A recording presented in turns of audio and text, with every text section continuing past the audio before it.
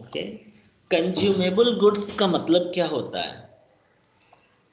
So anybody can say about the consumable goods, exactly what is the meaning of it? Anybody? Which are consumed by a consumer, and consumer goods are final goods. I mean, they are Yes, consumed by the consumer. consumable goods are final goods, means which we cannot use over a number of period. We cannot use it again and again, the same And commodity. yes, sir, and they directly satisfy human wants. Yes, very good, directly satisfy human wants. देखो ये total economics पढ़ी हुई है अच्छे से। तो हम लोग यहाँ पर जो कंज्यूमेबल गुड्स की बात कर रहे हैं, चीज़ें वही हैं। देखो, नॉट फॉर प्रॉफिट ऑर्गेनाइजेशन में जनरली वी नो दैट कि we prepare income and expenditure account, and since we are talking about consumable goods, so we will talk about the expenditure portion. Consume means कितना हमने use कर लिया, जो commodity किसी particular year में हमने consume कर लिया, मतलब वो खर्च हो गया, एक्सपेंसेज हो गया, और उस एक्सपेंसेज को हमें इनकम एंड एक्सपेंडिचर अकाउंट के एक्सपेंसेज यानी एक्सपेंडिचर साइड में दिखाना चाहिए, राइट। तो देखो कंज्यूमेबल होता क्या है, जैसा कि अभी बताया अदिति ने और भी लोगों ने कि it is the final goods. So final goods में दो प्रकार के गुड्स होते हैं, कंज्यूमेबल गुड्स और कैपिटल गुड्स। सो हम लोग यहाँ इकोनॉमिक्स में नहीं चल रहे हैं, हम लोग आते हैं अकाउंट्स में, जो कि इकोनॉमिक्स का ही टर्म है। कंज्यूमेबल्स यानी जिसको कि एक बार हम कंज्यूम करें और वो फिनिश हो जाए, we can not use it in a repetitive way, या again and again over a number of period we will not use the same goods, है ना। अगर से हम कई साल तक यूज करेंगे तो that will be called durable goods. Durable goods like furniture, building, machine, ठीक है, दीज आर ड्यूरेबल गुड्स। सो इन सभी गुड्स को हम लोग क्योंकि एक साल में तो कंज्यूम करते नहीं है, over a number of period धीरे धीरे हम उसको कंज्यूम करते हैं। तो ऐसे गुड्स को तो हम एसेट्स में दिखाते हैं जो पूरी तरीके से कंज्यूम नहीं हुआ होता है। बट जितना पोर्शन हम कंज्यूम कर चुके हैं वो हमारे लिए एक्सपेंसेज होता है, और उसको इनकम एंड एक्सपेंडिचर के एक्सपेंसेज और एक्सपेंडिचर साइड में दिखाना चाहिए। अब बात आती है कि कंज्यूमेबल गुड्स क्या है। फॉर एग्जांपल, जैसे मेडिसिन, दवाइयाँ, बहुत सारे ऑर्गेनाइजेशंस हैं not for profit, they use medicine for their members and for the purpose for which they are running the organisation. मान लो हॉस्पिटल्स हैं, तो हॉस्पिटल में मेडिसिन वगैरह अवेलेबल होंगे, खरीदेंगे ये लोग। तो कितना मेडिसिन इन्होंने परचेस किया और कितना यूज़ किया और कितना अनयूज्ड रह गया ईयर के लास्ट में, the medicine remains in hand or lies in hand at the end of the accounting year unused, that will be called closing stock। Okay, so अब सपोज करो कि आपने 10,000 रुपीज़ का मेडिसिन परचेस किया और उसमें से 2,000 रुपीज़ का मेडिसिन ईयर के लास्ट में बिना यूज़ किया हुआ रह गया मेरे पास। तो अब आप अपने समझ से बताओ कि कितना मेडिसिन हमने इस साल यूज किया। Obviously 8,000। Sir, 8,000. Yes, sir. Yes, very good. So 10,000 का हमने परचेस किया, 2,000 स्टॉक रह गया, तो हमने यूज कितना किया? 8,000, यानी 8,000 का खर्च हो गया, एक्सपेंडिचर हो गया। तो कैसे निकाला 8,000 हमने? जो परचेस किया था उसमें से क्लोजिंग स्टॉक को माइनस कर दिया। देखो यहाँ पे क्लोजिंग स्टॉक को माइनस कर दिया गया है, तो माइनस करने पे हमको पता चल जाएगा कि कितना हमने कंज्यूम किया। सो जो कंज्यूम किया उसको हम इनकम एक्सपेंडिचर में दिखाएंगे, और जो स्टॉक रह गया हमारे पास, तो वो स्टॉक अभी हमारा खर्च तो नहीं हुआ, अभी है हमारे पास, so that will be called assets. तो जो भी स्टॉक होता है यानी क्लोजिंग स्टॉक जो हमारे पास बचा रहता है ईयर के लास्ट में, उसको हम लोग एसेट्स की कैटेगरी में रखते हैं। यानी कि टोटल जो परचेस किया उसमें से क्लोजिंग स्टॉक माइनस करके हम लोग इनकम एक्सपेंडिचर में दिखाएंगे और क्लोजिंग स्टॉक को बैलेंस शीट में एसेट साइड में दिखाएंगे, राइट। अब आता है बात कि चलो हम लोगों ने स्टॉक दिखा दिया और मेडिसिन, तो कुछ और एग्जांपल्स पहले हम ले लेते हैं। मेडिसिन के साथ और क्या हो सकता है? मान लो कि कोई ऐसा ऑर्गेनाइजेशन है जो रेस्टोरेंट वगैरह भी रन करता है अपने मेंबर्स के लिए, कैफेटेरिया, उसमें रिफ्रेशमेंट आइटम आते हैं, फूड स्टफ होता है। तो फूड स्टफ भी क्या है, बार बार तो यूज़ करेंगे नहीं, एक बार कंज्यूम किया ख़त्म हो गया। तो फूड स्टफ हो गया, मेडिसिन हो गया। और मोस्ट कॉमन एक कंज्यूमेबल गुड्स का example I want to give you, stationery. Stationery चाहे छोटा ऑर्गेनाइजेशन हो, बड़ा हो, प्रॉफिटेबल हो, नॉन प्रॉफिटेबल हो, every organisation use some kind of stationery like letter pad हो गया, पम्फलेट हो गया, पेन पेंसिल, ये सारी चीज़ें, जो भी फाइल वगैरह, ये सब क्या है, स्टेशनरी आइटम है। तो स्टेशनरी कितना इस साल खरीदा, कितना बच गया, ठीक है। तो ये सारी चीज़ें जो रहती हैं भी कंज्यूमेबल गुड्स होती हैं। और हम कह सकते हैं, मान लो कि अगर हमारा स्पोर्ट्स से रिलेटेड कोई ऑर्गेनाइजेशन है तो इसे स्पोर्ट्स मटेरियल हो गया, स्पोर्ट्स मटेरियल है कि बॉल वगैरह हो गया, तो ये सारी चीज़ें क्या है, तुम्हारा कंज्यूमेबल गुड्स में आ जाएंगी, ठीक है। तो स्पोर्ट्स मटेरियल वगैरह भी तुम्हारे कंज्यूमेबल गुड। तो कुछ there are some examples I have given to you.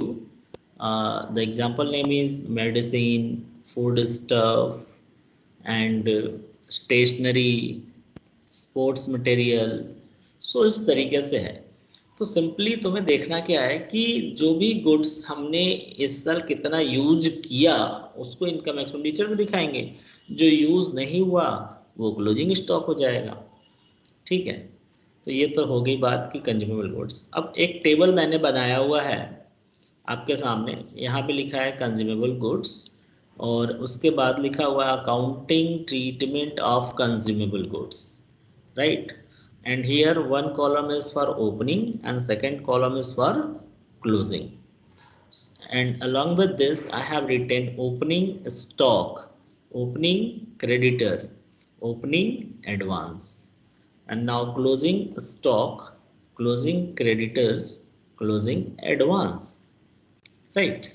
सो अब स्टॉक का पहले हम लोग ट्रीटमेंट देख लें। तो अब आप बताओ कि जो क्लोजिंग स्टॉक होता है यानी लास्ट ईयर जो क्लोजिंग स्टॉक रहा होगा वो करेंट ईयर के लिए ओपनिंग स्टॉक हो जाएगा। तो कभी भी मान लो कि मेडिसिन पिछले साल आपने 10,000 का परचेस किया और 2,000 का क्लोजिंग स्टॉक रह गया, मीन्स 8,000 का आपने यूज़ किया था। तो जो लास्ट ईयर 2000 का क्लोजिंग स्टॉक था वो करेंट ईयर के लिए क्या होगा, ओपनिंग स्टॉक। अब आप बताओ कि अगर करेंट ईयर में आपको दिखाना है इनकम एक्सपेंडिचर में कि कितना आपने कंज्यूम किया, तो सबसे पहले कौन सा आप मेडिसिन कंज्यूम करोगे, ओपनिंग वाला या जो इस बार परचेस करोगे? ऑब्वियसली पहले ओपनिंग वाला करेंगे, यानी ओपनिंग कितना था और इस साल कितना परचेस किया, दोनों को ऐड कर लो। अब उसमें से कितना अभी स्टॉक रह गया उसको हम माइनस कर देंगे, तो हमारा नेट अमाउंट पता चल जाएगा कि कितना हमको दिखाना चाहिए इनकम एक्सपेंडिचर में, यानी कितना हमने यूज़ किया। सिंपल सा चीज़, 2000 का लास्ट ईयर का closing stock for current year that will B opening stock. So suppose that 2000 का ओपनिंग स्टॉक था और इस साल आपने 10,000 का फिर से परचेस किया, तो टोटल हो गया 12,000। और मान लो इस साल 3,000 का क्लोजिंग स्टॉक है, तो 12 माइनस 3 कर दो, तो आपने कितना कंज्यूम किया, 9,000 का, यानी 9,000 इस साल के लिए खर्च हुआ। तो इसको हम इस तरीके से दिखाएंगे। अब आती है बात क्रेडिटर्स की। क्रेडिटर्स का मतलब क्या होता है? Creditor means the amount due to supplier. जिस भी सप्लायर से आपने कंज्यूमेबल गुड्स खरीदा होगा, कंज्यूमेबल गुड्स मीन्स कोई भी गुड्स जो आप कंज्यूम करते हो आपके ऑर्गेनाइजेशन में जो हर साल यूज होता हो। तो देखो, गुड्स हम दो तरीके से परचेस करते हैं। One, we purchase on the basis of cash and other we purchase on the basis of credit. तो जो कैश परचेस करते हैं वो रिसिप्ट इन पेमेंट में लिखा होता है बाई परचेज ऑफ या by payment for this item लिखा रहेगा। तो रिसिप्ट पेमेंट में सिर्फ कैश के बारे में इंफॉर्मेशन होता है, लेकिन जो गुड्स उधार खरीदा होगा वो रिसिप्ट पेमेंट में नहीं दिया होता है। लेकिन कंज्यूम तो हम दोनों करते हैं, न कैश वाला भी और क्रेडिट वाला भी, ठीक है। तो इसलिए तो पहले से कितना गुड्स था हमारे पास ओपनिंग स्टॉक, इस साल कैश कितना खरीदा प्लस क्रेडिटर्स यानी उधार कितना खरीदा करेंट ईयर में, उसको भी प्लस कर देंगे। तो देखो आप क्लोजिंग क्रेडिटर आपका प्लस है ना, तो इसको प्लस कर लेंगे। अब उसके बाद माइनस क्या करेंगे, क्लोजिंग स्टॉक माइनस कर देंगे क्योंकि इतना गुड्स तो यूज हुआ नहीं होगा। और क्या माइनस करेंगे, क्रेडिटर्स को माइनस करेंगे ओपनिंग, क्योंकि रिसिप्ट पेमेंट में जो पेमेंट दिया होगा स्टेशनरी या कोई भी कंज्यूमेबल गुड्स के लिए, उस पेमेंट में हो सकता है कि पिछले साल का जो हमने उधार खरीदा था अभी नहीं दिया था पैसा, तो वो पेमेंट इस साल किए होंगे। तो इसलिए पिछले साल का क्रेडिटर माइनस करेंगे और करेंट ईयर का क्रेडिटर प्लस करेंगे, क्योंकि रिसिप्ट पेमेंट में आपको पता ही है जस्ट लाइक सब्सक्रिप्शन, सब्सक्रिप्शन में क्या करते थे हम, आउटस्टैंडिंग लास्ट ईयर का माइनस करते थे। तो यहाँ creditor is just equivalent to outstanding, ठीक है। तो सेम उसी तरह ट्रीटमेंट होगा, यानी पिछले साल का जो क्रेडिटर्स थे उनका पेमेंट करेंट ईयर किए होंगे, इसलिए इसको हम माइनस करेंगे टोटल पेमेंट में से। और करेंट ईयर जो उधार खरीदे होंगे उसका पैसा तो इंक्लूड नहीं होगा उस पेमेंट में, क्योंकि पेमेंट किया है और ये क्रेडिटर की बात कर रहा है, तो क्रेडिटर का मतलब पेमेंट नहीं हुआ है इस साल।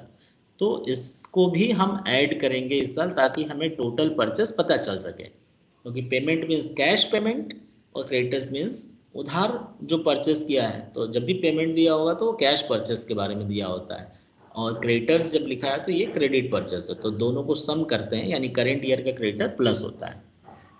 अब रही बात एडवांस, मान लो कि पिछले साल, मान लो क्लोजिंग डेट तुम्हारा 31 मार्च 2020 है, ठीक है। और पिछले साल आप मार्च मंथ में आप जिससे गुड्स खरीदते हो उसको आपने 5000 एडवांस दे दिया कि आप अप्रैल मंथ में हमारे यहाँ इतने रुपए का गुड्स सेंड करवा देना, डिलीवर करवा देना। तो आपने परचेस किया अप्रैल के लिए, लेकिन पेमेंट कब कर दिया, मार्च में ही, यानी पहले से ही, और मार्च क्लोजिंग है। तो पिछले साल का जो क्लोजिंग बैलेंस शीट बनाएंगे तो उसमें एडवांस दिखाया जाएगा कि इतना रुपया हमने एडवांस पेमेंट किया है। तो उस एडवांस का पैसे का जो गुड्स आएगा वो किस ईयर आएगा, करेंट ईयर में आएगा, यानी करेंट ईयर हम यूज़ करेंगे। तो इसलिए पिछले साल का एडवांस इस साल हम प्लस करते हैं। और क्लोजिंग एडवांस, क्लोजिंग में जो एडवांस पेमेंट किए होंगे वो किस लिए दिए होंगे, नेक्स्ट ईयर के लिए।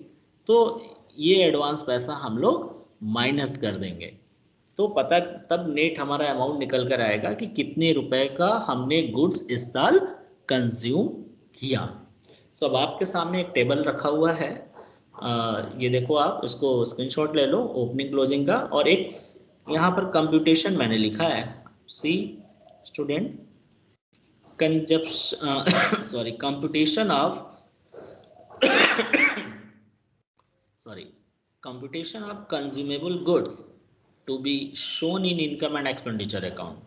तो कितना दिखाएंगे, तो सबसे पहले क्वेश्चन में अगर अमाउंट पेड या पेमेंट फॉर दिया है, फॉर जो भी गुड्स का नाम होगा वो लिखा होगा, तो जितना दिया उसको हम लिख लेते हैं ऐसे। Just I am teaching you people how to calculate.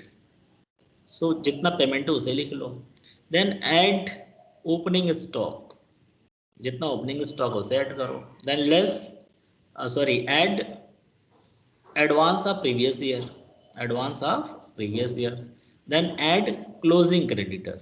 सो ये 3 आइटम हमने ऐड कर लिया। अब इसको टोटल कर लो, then less closing stock will be less, advance of current year will be less and opening creditors will be less.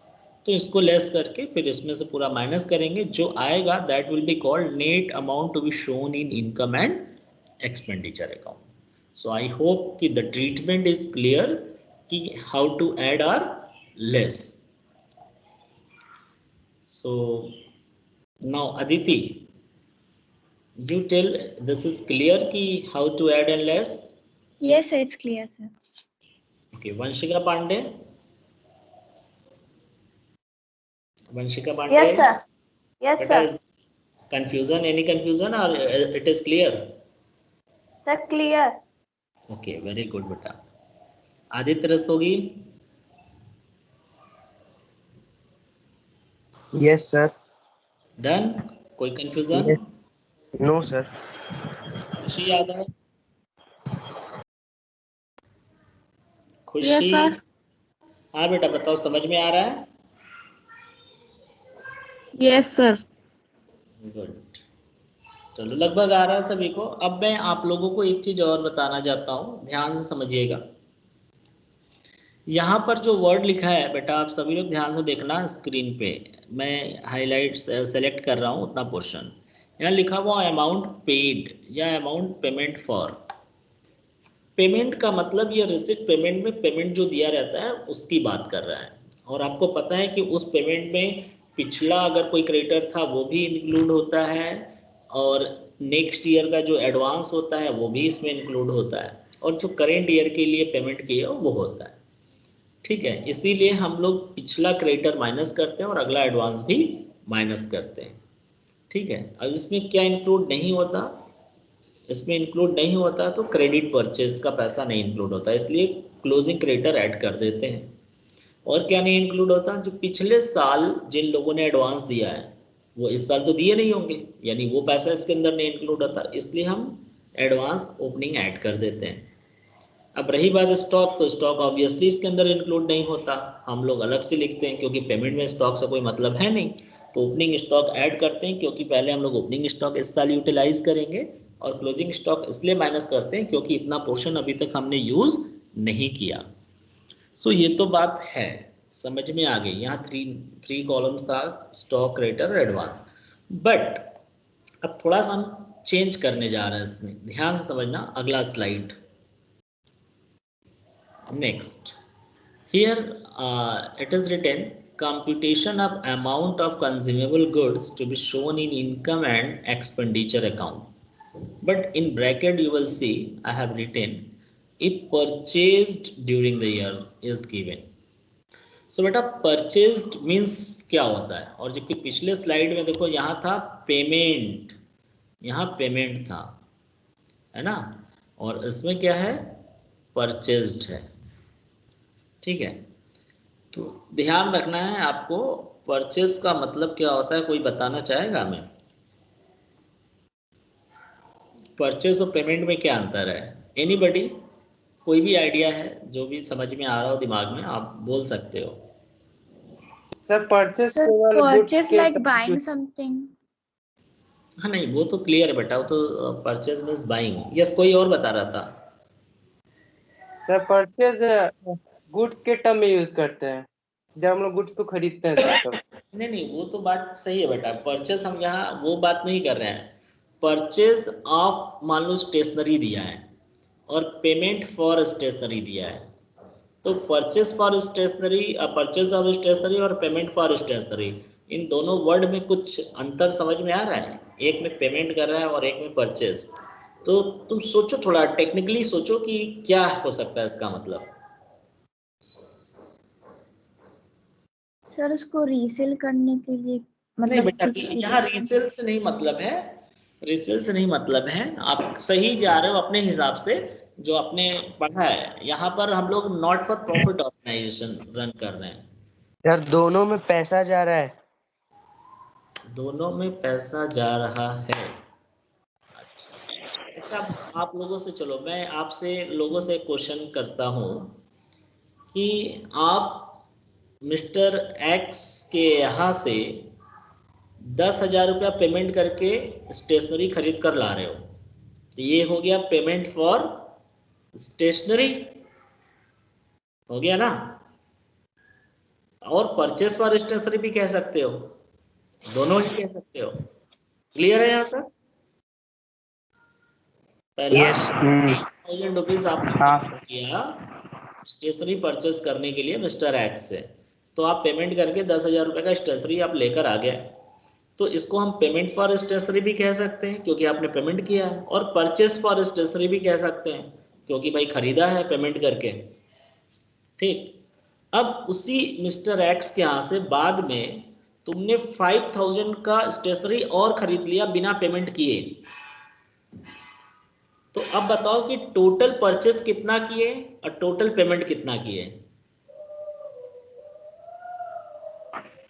15,000 का sir purchase किए और 10,000 पेड किए। Yes, very good. यानी जब पेमेंट फॉर दिया होता है, so it means we are talking about only cash payment, cash purchase.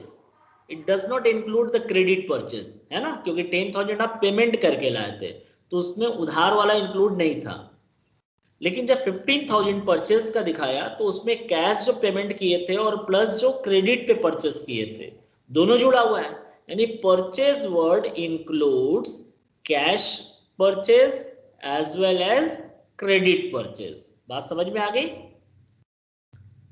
Clear है? बताइए सही, ऐसा no? Yes, sir. Yes sir. Yes, sir.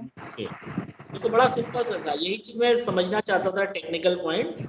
Payment हमेशा पैसा जाता है, परचेज में जरूरी नहीं कि पैसा देकर हम खरीदें, उधार भी खरीद सकते हैं। तो purchase includes cash and credit as well, but in payment for only cash would be there. So बेटा अब आप लोग ध्यान दो यहाँ सॉल्यूशन पे, जब परचेज ड्यूरिंग द ईयर दिया होगा, सो यहाँ लिखा है to dash consumed, dash means यहाँ पर द नेम ऑफ, मान लो स्टेशनरी है तो लिखेंगे to stationery consumed. So first we will write purchase during the year, okay, then we will add opening stock and then less closing stock, okay. So purchase जब already दिया है तो इसका मतलब इसमें cash and credit all are included, no need to add or less creditor or advance, ठीक है। इसमें क्रेडिटर वगैरह का फिर हम यूज अलग से नहीं करेंगे। लेकिन पिछला वाला जो क्वेश्चन था, देखो लास्ट वाला क्वेश्चन, इसमें जो था लिखा है अमाउंट पेड और पेमेंट फॉर, इसका मतलब इसमें क्रेडिटर इंक्लूड नहीं है ना, इसलिए हमने क्रेडिटर और एडवांस दोनों को यूज किया। लेकिन जब परचेस दिया है तो उसमें तो कुछ भी इंक्लूड नहीं होगा अगला पिछला, सिर्फ करेंट ईयर का दिया होगा, और वो भी कैश एंड क्रेडिट दोनों जोड़ करके। तो सिर्फ हमें ओपनिंग और क्लोजिंग स्टॉक का ही ट्रीटमेंट करना रह जाएगा, यानी सिर्फ फर्स्ट कॉलम का ट्रीटमेंट हम लोग करेंगे स्टॉक वाला, when purchase would be given। तो क्लियर है, जब परचेस दिया होगा तो हम लोग ओपनिंग स्टॉक ऐड करेंगे, क्लोजिंग माइनस करेंगे, दैट्स इट, और कुछ नहीं करेंगे। लेकिन जब पेमेंट फॉर दिया होगा तो सारा तीनों कॉलम जो भी आइटम आपको इंफॉर्मेशन अवेलेबल होगा वो सब करेंगे हम। यहाँ तक क्लियर है सभी को? Yes, sir. चलो, Yes, नाउ आई होप कि you all are ready with your notebook and I am going to put a question in front of you people and you all are supposed to solve, okay? And for Okay, to sir. solve, yes beta, I am going to put a question on the basis of consumable goods and you will have to solve in your notebook immediately. Yes, now question is in front of you. How will you deal the following items while preparing the final account of a club? So generally consumable goods को कहाँ दिखाते हैं हम? Income and expenditure account में, right? So you have to prepare income and expenditure account format and here consumable goods name is given stationery, so it will be recorded into the expenditure side, this means debit side. So आपको दिखाना है कि कितने रुपए का आप stationery आप record करोगे एक्सपेंडिचर में। सो आपके सामने लिखा हुआ है stock of stationery opening and closing 16 and 17 का गिवन है, क्रेडिटर्स फॉर स्टेशनरी 16 एंड 17 यानी opening and closing, and amount paid, here see what is written, paid for stationery, okay, during the year 25,000. So paid word is given, it means you will use all the column, means stock and creditor both. So just start doing. Question is clear to all of you? Yes, sir. Just compute, पहले रफली compute करके बताओ आप लोग कि कितना रुपया हम दिखाएंगे, फिर इनकम एक्सपेंडिचर तो आप बनाकर एक लाइन में आप दिखा सकते हो, टू स्टेशनरी कंज्यूम, जैसे आप इस तरीके से फॉर्मेट बनाओगे, देखो यहाँ पहले एक्सपेंडिचर साइड में लिखोगे, इनकम साइड का कॉलम मैंने नहीं बनाया, देखो आपके स्क्रीन पे होगा, तो लिखोगे टू स्टेशनरी कंज्यूम्ड, ठीक है, यहाँ लिखोगे पेमेंट फॉर, उसमें या paid for 25,000, then opening stock you will add, closing stock you will less, closing creditor you will add, opening creditor you will minus, you will be getting the answer. Now start doing.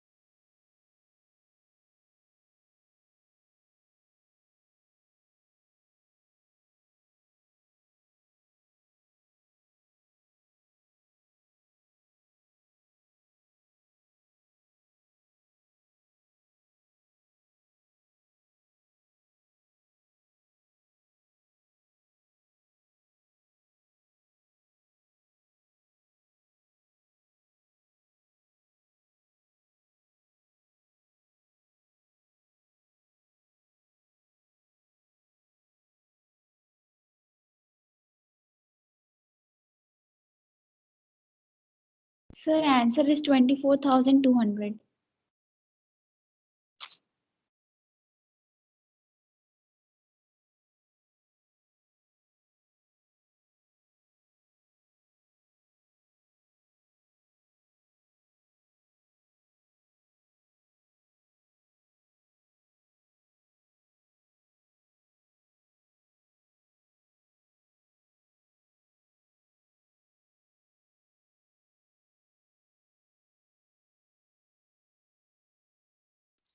Sir आवाज नहीं आ रहा आपका? Sir, answer is 24200. Yes beta. Sir, 24,200. Yes, 24,200 will be the correct answer. Very good. So I think you all have understood how to solve, na? Now suppose that if I am writing in the same question, 1 minute beta.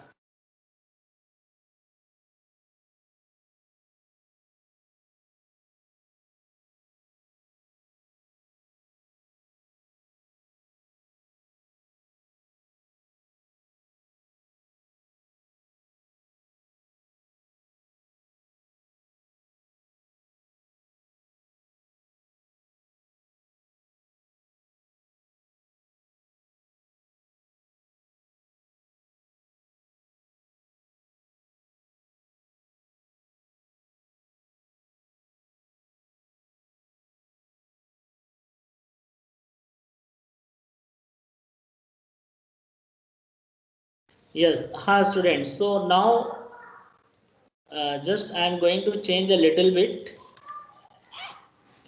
here.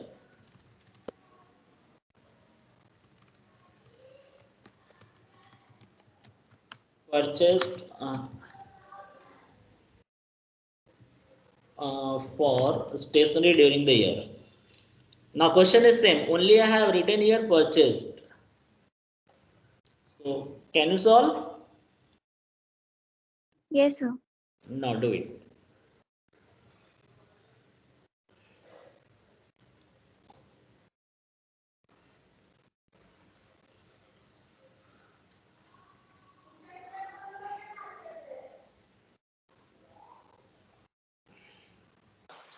Sir, 26,000.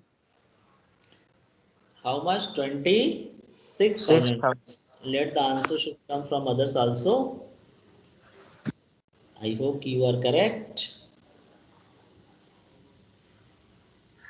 26,000 because we record only opening and closing stock. Yes. You will Sir, add 26. Yes, sir. Sir, 26,000. 26,000. Yes, very good. Because in 25,000, first you will add opening stock 4,000 and then less closing stock 3,000. 3,000. Yes, very good. So I hope you all are getting the technical word purchase and paid or payment for. Clear? Yes, sir. Okay. So Yes, sir. now you all people will be doing from your textbook all the questions relating to consumable goods. Okay. Is there any confusion? Anybody can ask.